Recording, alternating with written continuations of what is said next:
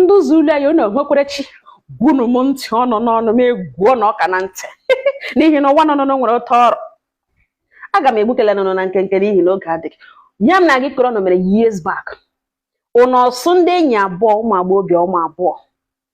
Otu nna ahụ nwoke rụ mma.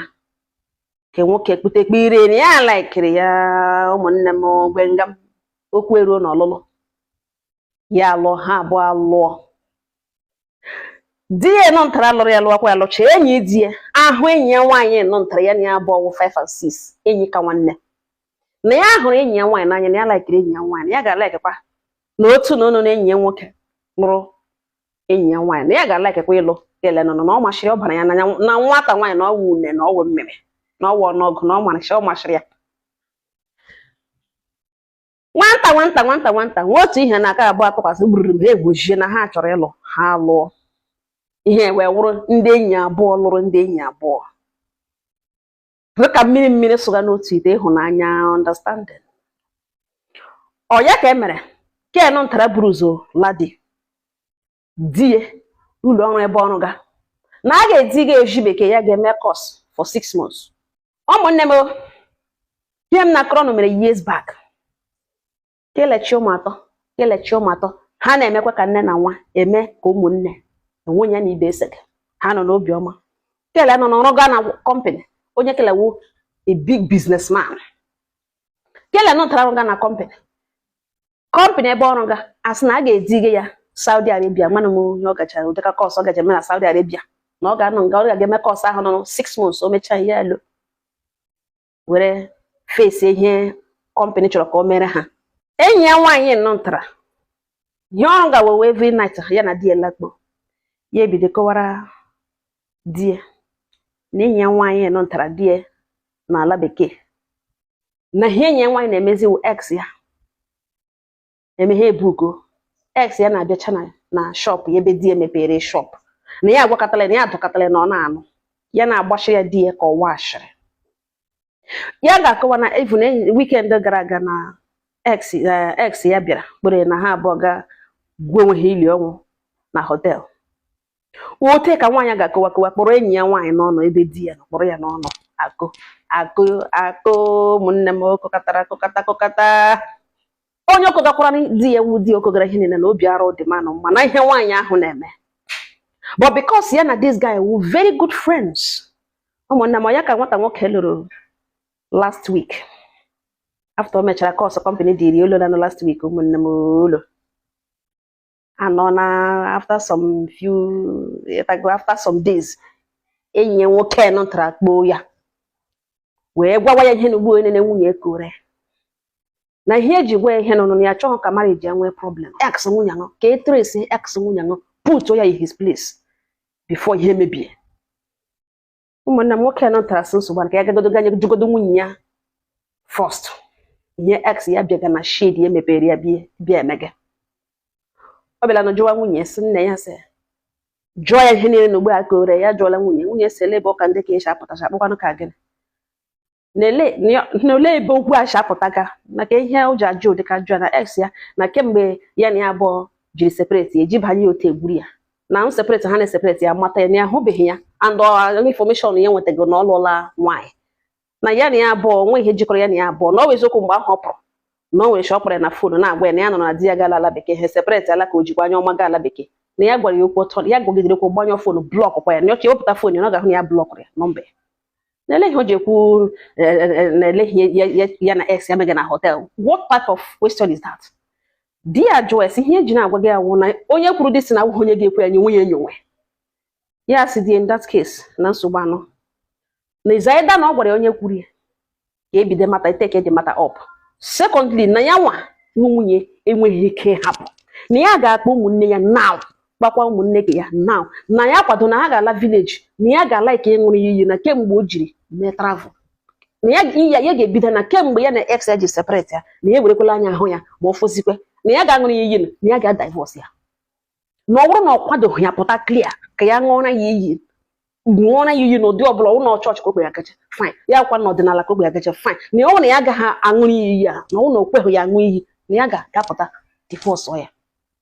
mgbe aka dị nwoke ji hụ na ọnụ shiri nwunye ya ike. Yes, ngwa ihe mere no lekwa ihe mere no all your friend gwara di ya and imote mụ na di ya di ya ga ahụ ihe ọjọọ chọrọ ime my marriage ya emechi ọnụ so ihe mere na bịakwana m ka anyị bịara ka mara ma otu o si na-edisturb ka anyị nwee ike trace ya yotago threat no ya sue ya to court or may arrest or ya my friend gwara di ya gwa ya so ka esogbu anọ aga m like ka anyị nwee meeting I will call my friend go and call your own friend ka four of us zukọ enwe ihe m chọrọ ikwu di ya sele ihe ọ chọrọ ikwu bruzo gwa me ya sa akwagi bịara bịa ihe n'igbo akwagi bitere ya say allow me I have to clear myself allow me no emene meeting four of them ezukọ ya jụwazie enyi ya nwaanyị sị lekwe ihe di ya bịara bịa gwa ya also best friend ya gwara ya ndị awola best friends before mụ na nga alụọ ha mụ na nga abụọ kwado best friends before ya alụọ ha we have been living like family like best friends that we are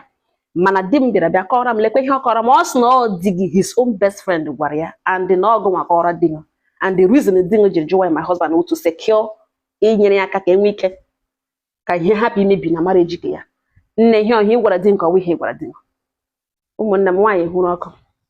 baa di ya na ihe gị na nwunye m kwuru n'elu bed ihe nwunye m kọrọ behind the closed door ihe nwunye m kọrọ you're the only friend ị nwere apart from any other person or your friends mụ na aṅụ di na nwunye ị were ihe m kọrọ n'elu bed ga kọwara enyi m nwoke what does that make you a na-ejizi ya enyi ya nwaanyị si nne ya si lee na ahịa gbaga na-aga enyere m aka ihe lụga this man ụdị na nwunye ka gị na ya lụga na gịnị abụọ lụga di na nwunye nye ha the right i destroy a marriage onye ọzọ and this marriage na m buru ụzọ baiga n'ime ya ahụ ihe si m n'ahụ di m enyi nwoke wụ onye lụga ṅụ therefore ishi n'aka m hụ di achọrọ m ịma joy ị nwere ịkọ distance and ebe o shi na-ewute m wụ your picture gị ihe gbasara ṅụ ihe mere ya wụ ihe ị gara akọgara di m na ọwụ mme mere ebe abụọ ashiwalile we have to treat this matter once and for all na mgberete na ọ bịara na shade ya bịa na ịga nọtọ nta ya ka ebe ọ gara n'ụjọ ọnụ ya kwuo because na ihe ya believe kwe na asị ya believe na ihe na-akwado mmadụ abụọ n'ogbu these two men ka ha kpọrọ ya na ya abụọ two friends ọ wụrụ na chọọchị wụrụ Bible wụrụ n'ihu agbara ka ha ga ṅụọ na ihe na ya na-ekwu nga n'ugbo ga-agwala ihe mere na otu o shiri mee ya onwe ṅụọkwa n'iyi na ihe na ya na-ekwu ga otu o shiri mee na otu o shiri mee nna ewere iwe mgberete bịara n'ụlọ m ka ebe ka imuvuru sim ka ị gaga hụ na ọwụ na ndị akpọ gị na akpọ m na phone na m gwa ha na ịnọ na shade m ngwa na I will not consent to that aga chọdọ m ihe na-eme ha dị mma ga-esi m na ọ dị egwu gị kụrụ akpa gị onye gara ga ahụ ị gara na hotel rote ị gara ga hụ ya kọshịwa several times ihe niile even before dịka ihe metara ahụ site mgbe ya na this lady ji nọrọ na dị taa ka o si hapụ di kedu ihe i kwuru mgbe m nọ na-enye ha advice na nne ịlọkwala m di hapụkwana ex na isi that na ọ bụrụ na di m jisiri ike ruo 60% good in bed like your ex na enweghị gị jikọ gị na bed your ex akwa ihe na-ekwu na ọ bụrụ na your ex ji ego na ị naghị hapụ ya in the first place nne ihe akwa ihe kwuru ka ihe kwuru ka m kwuo gị sọ ihe m kwuru ga nwe iyi di ya emepechi anya now ka anyị hapụga ebe ị gara na otu ishiri agaghị ihe na ihe gara gwa di onye nwa your first son wee ngala ugbu a who is the father of your first son nwa ya nwa ahụ mụrụ ka onye nwe ọkwa ire ime 1 month for your ex mgbe ịlụga ke m ngwa na gị ga-ewepụga nwa ote na-aba na marriage ga-ewepụga nwa ahụ ka ị dị fresh mụọra nwoke ịlụga nwa hapụ iburu nwa onye ọzọ butere gịnị ka ị gwara m na ị gaghị ewepụ ya na ị ga na-eje na-echeta your ex ọ ga ya sị to know what I'm saying kpọrọ nwa aga ụlọ ọgwụ ka ị mara ma ọ ya mụrụ ga-eme DNA test ka ị mara onye nwe nwa mgbe ka ma nwoke a di ya nụtara see what is going on madam esi gịnị nne esi gịnị dị ma na-egbu ọka ara wee pepe abịa ya si ihe m na-ekwu okwu ya wụ every now and then mgbe ọbụla ị gara shade ya hụ ya ị gaa n'ụlọ hụ nwunye nọ ọ nọ na hotel rote gaa na sososo hotel ha ga-enwe records of this person gị chọ ịma further I will help you nne ya sị ọga ya sị na ya na-agwa ya na enyi nwoke na ya kpọrọ ha abụọ ga ihu agbara na ya ga-aṅụ iyi na kemgbe ya jiri separate from with her own ex na ya ejikwala anya ahụ ya years back enwede ihe oyiri ya ma na ya nọgidere ọkpọ ya na phone ya na di ya gala ala bekee who told my ex I'm beginning to think that ọgụ nwa gwara my ex na di m gara ala bekee ma ọ nweghị enweghị onye m nwere ga-enye ya such updates why do you want to destroy my marriage even though na your own marriage you're not there because of me oh Chineke amara so grace somo chọtara ngodi we have been friends for way too long You need to betray them in the past. Na marriage, you should be comfortable in your own home. Why do you want to destroy my own? Bengam, yana krono. Okwe energy letable shake wele. Nwoke aga nwa isi nwunye mụrụ ya wụkwụ nwa. Ọ ka bụ ashala. Ọ fire ala ụzọ atọla. O rejiele mkpụtụmkpụ ka dị in fact. Ọ gịnị butere m ebe a? Gị wụrụ onye na-ele m ilege m ịwụrụ nwaanyị ibe m na-ele m.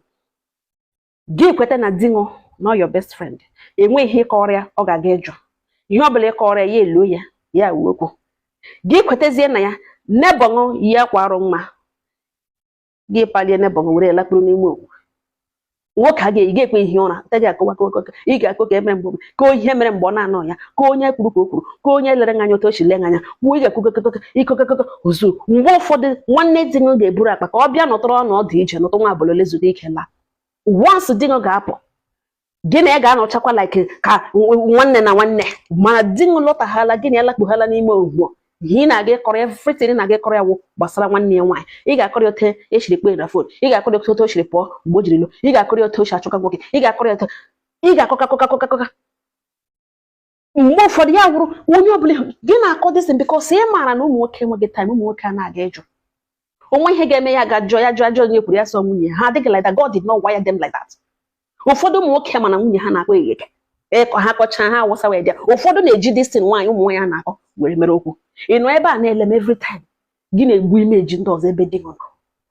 gị lee nwaanyị na-alaiki ya wụrụ nebọghị laiki ya nye n'ibọdụ ya wụrụ ndị enyi dị ṅụ onye ka ị wetara gị triti weta kama gị sọ nwere o chere anya na nweta ochie ka ọ tịgara anya na laiki ị na-akọ na onye ọbụla ị na-achọ ị na-alaiki gị chọọ otu ị ga-esi gị gbuo that person n'ihu dị ṅụ ka dị ṅụ that person negatively. Nwanne m wepụ aka kama a na-ehi ụra. Okwu ọnụ shiri ike. Okwu ọnụ nwere repercussion o shiri ike. Kpachapụ n'anya ọnụ ụmụnne m. Gị kọkọ nke wee eziokwu. Akọla ka ị kọgbuo. Akọla ka ị destroy ya mmadụ lụọ onye a n'iyi. N'ihi na onye na-akọrọ wụ di ọ gaghị aga ịjụ ọ ga na-aga agba ashịrị. Nwanne mgbe nwoke ga-ebi ya akọwa ajụ ese onye kwuru ya sọ my wife. Nwoke adịghị like that. Ya ga-emesi ha hụzi onye a ha na-elezi ya in a type of way based on ihe nwunye ha kụrụ n'elu bed. Ọ wụrụ nwanne ya nwaanyị ọmọnọtọ ga-eshi ka confront nwanne ụfọdụ kọcha ha ajụkwala hapụ ya ama m otu m ga-eshi awụda nwoke pụtazi ya na-ele nwanne ya nwaanyị ma ọ wụzi ndụ a ka ọ na-ebi ele mgbe ị wakwara na onye ashawo ọkwa mụ na nwetara gịnị nwe ihe ka not knowing na ihe na nwunye ha kọrọ otu awa eji ịnụ ebe a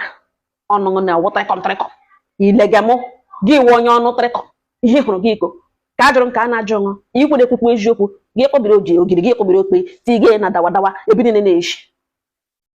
kpachapụ anya ṅụ repercussion nọ na-eche ụgwọ ọnụ nọ na-eche ka ị ga-anọchi ike na marriage ya ndị enyi abụọ ka ga-awụkwa enyi abanye ha n'ịtụ nwaanyị ọzọ ọ gịnị kpatara ya ọwụ ọnụ trịkọ na echiche ọjọọ anya ụfụ ọwụ na anya ụfụ na di ya gawara ala bekee ma ebe anya ụfụ gaga eme ebe anya ụfụ ka echi kpachapụ anya ṅụ mara otu isi akọtọ onye aka ya dị ọcha mara otu isi fight the innocent enwe ihe na-adịgide m. Anya m sị m abịa goro ọnụ taa.